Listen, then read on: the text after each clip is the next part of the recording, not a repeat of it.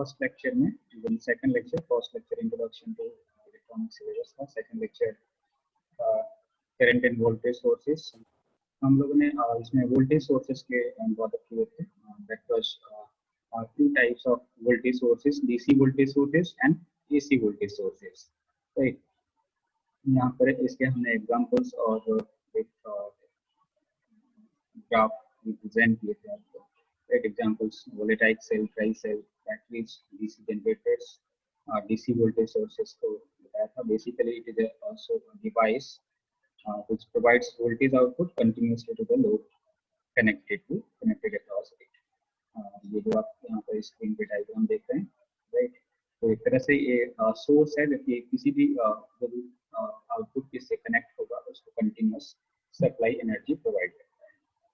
Right, तो उसमें हमने ये भी फाइंड आउट किया था कि उस लोड के क्रॉस कितना करंट, सर्किट में करंट कितना फ्लो होगा। तो बेसिक कॉन्सेप्ट जो हम लोगों ने ओम्स लॉ का करते हैं उससे फाइंड आउट किए थे। I equal to V0 upon RL plus RI, right? And RL is the load resistance and RI is the input resistance. That means resistance of the source. उसका equivalent हमने diagram यहाँ पर explain किए थे। Next पे यहाँ पर आप चेकआउट कर सकते हैं।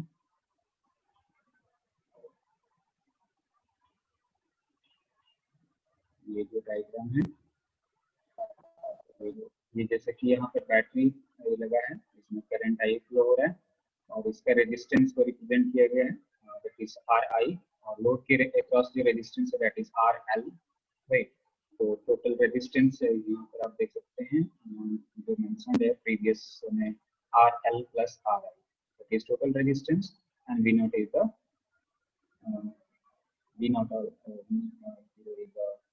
Input source voltage. Right.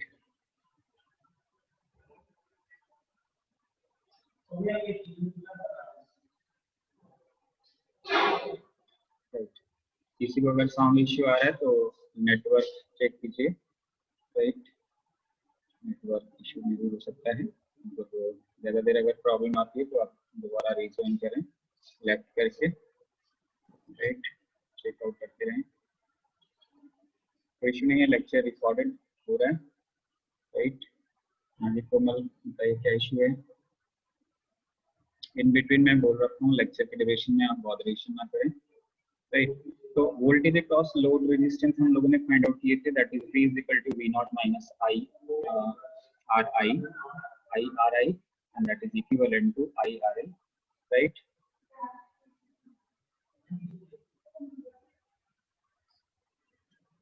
Okay, तो हम लोगों ने डिस्कस कर चुके थे DC voltage sources. Now we are going to start next, that is second type of voltage sources, that is AC voltage sources. तो मैंने मैथमेटिकली यहाँ पर बताया था कि आप लोग DC को किस तरह से इवन ग्राफिकली रिप्रेजेंट किए थे। राइट, तो DC को और AC को किस तरह से आप रिप्रेजेंट करेंगे प्रीवियस लेक्चर में मैं मेंशन कर चुका हूँ, उसको चेकआउट कर सकते हैं। अब यहाँ पर हमें ऑल्टरनेटिंग करंट और वोल्टेज सोर्सेज को रिप्रेजेंट करना है। राइट, समझना है। तो एसी का मीनिंग आपको फर्स्ट डे मैंने फर्स्ट लेक्चर में बता दिया था कि इवन 3 तरह के करंट्स होते हैं, wiring current, direct current and alternating current. Right, जो टाइम के साथ वैरी करे, right, that is wiring current. जो कांस्टेंट रहे, जिसकी मैग्नीट्यूड चेंज ना हो, दैट इज डायरेक्ट करंट। और जो ऑल्टरनेटली जो पार्टिकुलर पीरियड के बाद उसकी जो मैग्नीट्यूड चेंज हो, दैट मींस पॉजिटिव और negative, that is alternating current. Right, तो सेम कॉन्सेप्ट यहाँ पर ऑल्टरनेटिंग वोल्टेज सोर्स में हम देख सकते हैं।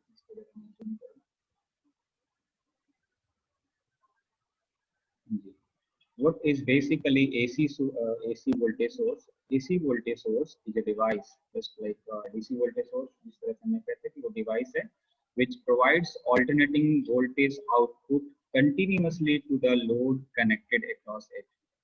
एक तरह से एक डिवाइस है जो कि सर्किट में हम उसको अगर कनेक्ट करेंगे तो आउटपुट जो भी होगा, ये कह लो कि ये इनपुट ये प्रोवाइड हम कर रहे हैं, इनपुट यहाँ से आ रहा है, आउटपुट जो भी हम उसमें कनेक्ट कर रहे हैं उसको कंटिन्यूअसली वोल्टेज प्रोवाइड करेगा, but that will provide in alternating way. Right, the polarity of output voltage provided by AC voltage source reverse periodically.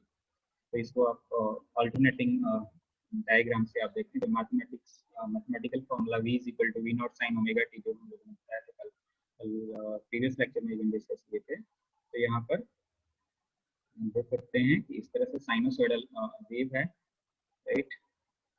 ये इसका जीरो है, ओरिजिन है, यहाँ से अल्टरनेटिंग वोल्टेज स्टार्ट होता है, यहाँ पर ये half time T/2 and this is complete period. That means A positive half cycle, A negative half cycle. इसके मैग्नीट्यूड की बात करें, एम्पलीट्यूड की बात करें, और इसको maximum value, peak value, that is V not, right.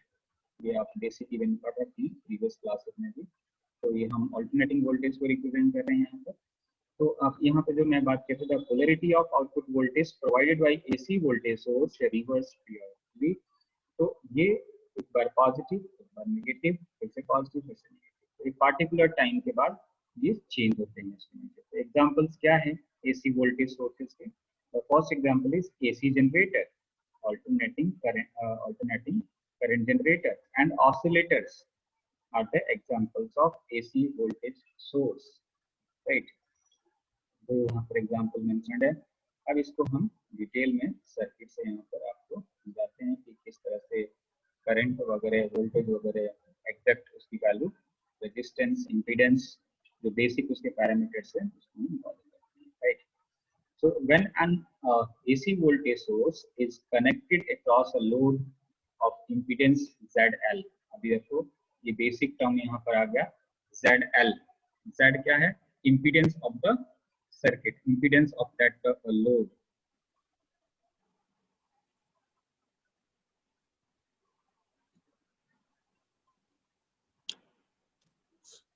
कोई बात नहीं, इतनी लंबी चैटिंग आप ड्रॉप ना करो चैट बॉक्स में, आप इंडिविजुअली बाद में चैट बॉक्स में ये सब प्रॉब्लम मैसेज करो, राइट। तो यहाँ पर हम लोग बात कर रहे थे इम्पीडेंस की, राइट, कि किसी भी ऑल्टरनेटिंग सर्किट में हम इम्पीडेंस की बात करते हैं। Impedance basically that is the resistance provided by the elements. Elements that means की रेजिस्टेंस में कौन कौन से आपने एक्सटर्नल डिवाइस कनेक्ट कर रखे हैं जो कि सोर्स पे वर्क कर रहा है, तो वो कोई ना कोई रेजिस्टेंस प्रोवाइड करता है सर्किट में। दैट इज कॉल्ड, यहाँ एल जो कैपिटल एल से रिप्रेजेंटेड है सब स्क्रिप्ट में, that is for load resistance, or you can say load impedance.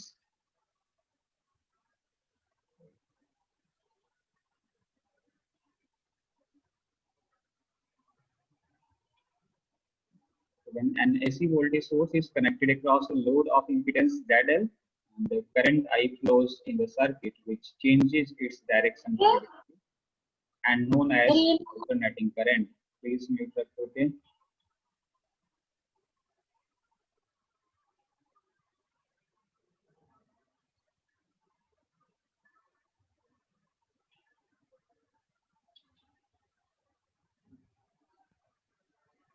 तो ऑल्टरनेटिंग करंट को भी इसी तरह से अब देखिए mathematical V is equal to V naught sine omega T.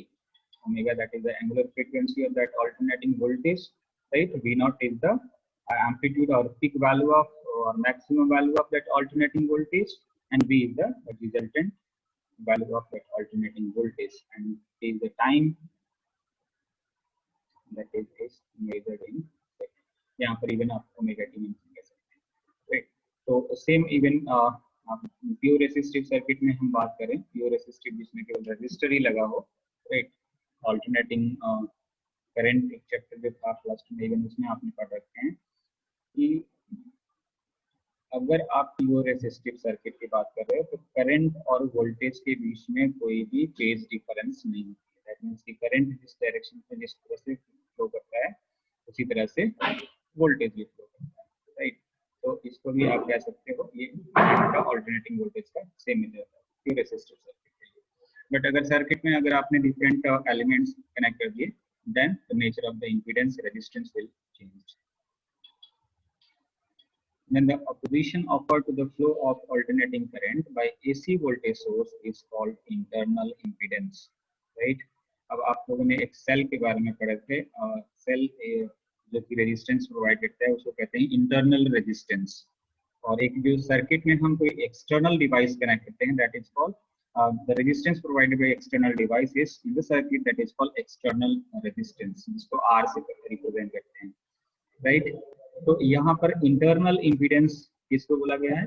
यहाँ पर अगर हम कोई इनपुट में कोई भी सोर्स, एसी वोल्टेज सोर्स, तो कुछ ना कुछ ये impedance, that means की resistance कुछ ना कुछ provide करेगा, and that impedance or that resistance that is similar to impedance, AC की बात हो रही है, तो यहाँ पर उसको हमने रिप्रेजेंट किया है ZI, right?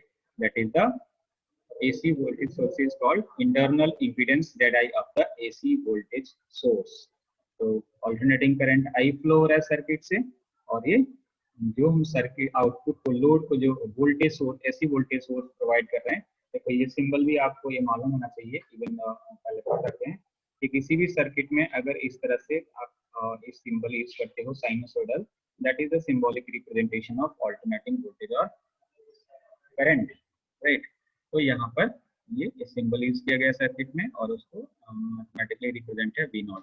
इंटरनल रेजिस्टेंस कितना हो गया, इंटरनल इंपीडेंस कितना हो गया, ZI, राइट? अब ये जस्ट ब्लॉक डायग्राम है, ब्लॉक डायग्राम किसका, एसी वोल्टेज सोर्स। ये एक इनपुट डिवाइस है, एक तरह से एक एसी वोल्टेज सोर्स क्या है, इनपुट डिवाइस है, जिससे जो कि हम किसी भी आउटपुट डिवाइस से कनेक्ट करेंगे तो उसको कंटिन्यूअस वोल्टेज सोर्स से कंटिन्यूअस वोल्टेज प्रोवाइड होगा, एनर्जी उसको प्रोवाइड होगा, राइट? तो यहाँ पर जो हमने आउटपुट में जो डिवाइस कनेक्ट किया उसका भी कुछ ना कुछ रेजिस्टेंस होगा, and the resistance of that output device is called impedance, and impedance that is ZL load। यहाँ पर कितनी पोटेंशियल इसके क्रॉस ड्रॉप होगी, that is V, capital V, and that is calculated by mathematical relation, mathematical concept। इसको देखो, इसको किस तरह से हम इक्विवेलेंट सर्किट में कन्वर्ट कर सकते हैं, यहाँ पर आप चेक कर सकते हैं।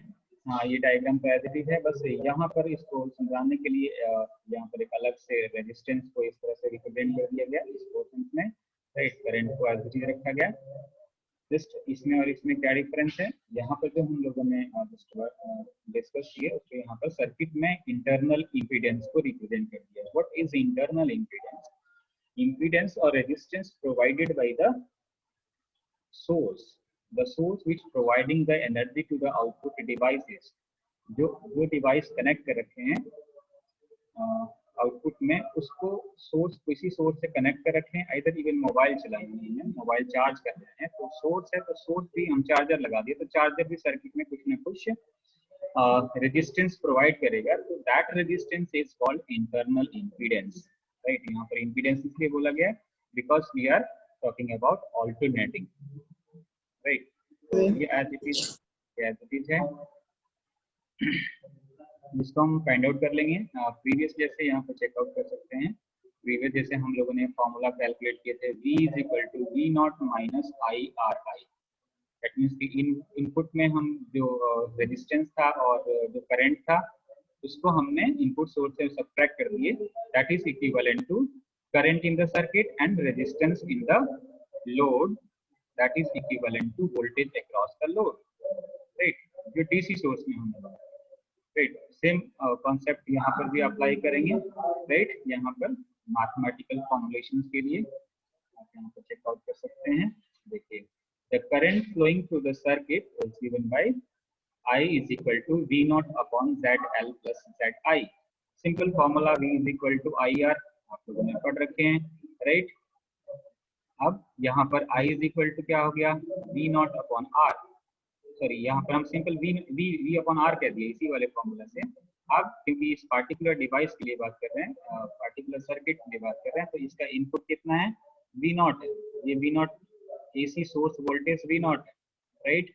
सर्किट का टोटल रेजिस्टेंस कितना है, R कितना है, that is resistance of the circuit, that is called impedance, and that is equivalent to impedance across load and impedance across input source, that is the total impedance of the circuit, right? तो यहाँ पर just वो value रख दिया V0 upon ZL plus ZI, right? Therefore voltage across the load impedance is given by, अब इस circuit के cross V किस तरह से, इस सर्किट के क्रॉस कितनी वोल्टेज ड्रॉप होगी, कितनी वोल्टेज हो रही है, that will be calculated by PSPS concept. कितना हमने प्रोवाइड किए, सर्किट में कितना यूज हो गया in between, right.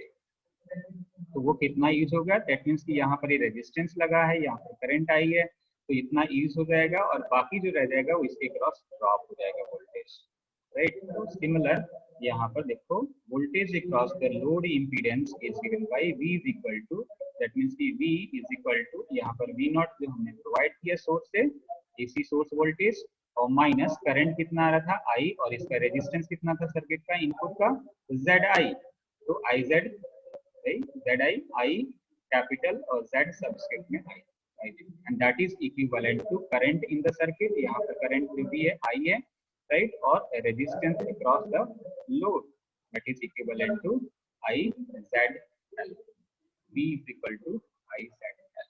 So this is all about voltage source, that is of two types, AC voltage source and DC voltage source, right. AC voltage source में यहाँ पर आप चेक कर सकते हैं कितना वोल्टेज होगा, ये अभी जो मैं बताया, V is equal to IRL, और AC वोल्टेज सोर्सेज में DC के लिए हो गया V is equal to IRL, और AC के लिए हो गया IZL। उस आउटपुट के क्रॉस कितनी रेजिस्टेंस है, सिंपल आपको मालूम है कि V is equal to IR होता है, सर्किट में करंट जो अल्टरनेटिंग करंट या अल्टरनेटिंग वोल्टेज जो भी हम रेस्पेक्टिव बात करेंगे वो करंट, और उसके बाद उसका रेजिस्टेंस और या फिर उसका इम्पीडेंस। तो आप लोग को यहाँ पर इन्फॉर्म भी कर लें कि प्रीवियस दोनों लेक्चर गूगल क्लासरूम पे सेम जो फाइल में अपलोड किया था उसमें एडिट कर दिया हूँ, उसका लिंक प्रोवाइडेड है, उसको चेकआउट करें, उसको पढ़े एक बार। यहाँ पर अगर कोई साउंड इश्यू आ रहा है तो वहाँ पर कोई साउंड इश्यू नहीं आएगा, जब मर्जी चेक कर सकते हैं उसको। एक बार ग्रो थ्रू हो जाइए इस टॉपिक से, राइट, और कोई इश्यू आता है तो आप पूछ सकते हैं नेक्स्ट लेक्चर में, राइट।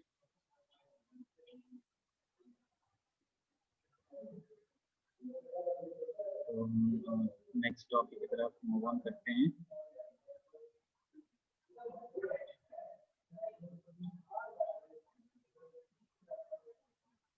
तो जैसा कि हम लोग का टॉपिक था concept of current and voltage source, तो हम लोगों ने डिस्कस किए अभी concept of voltage source, right. Basically voltage source it is a device which provides continuous supply to the output, device is connected to the input, right.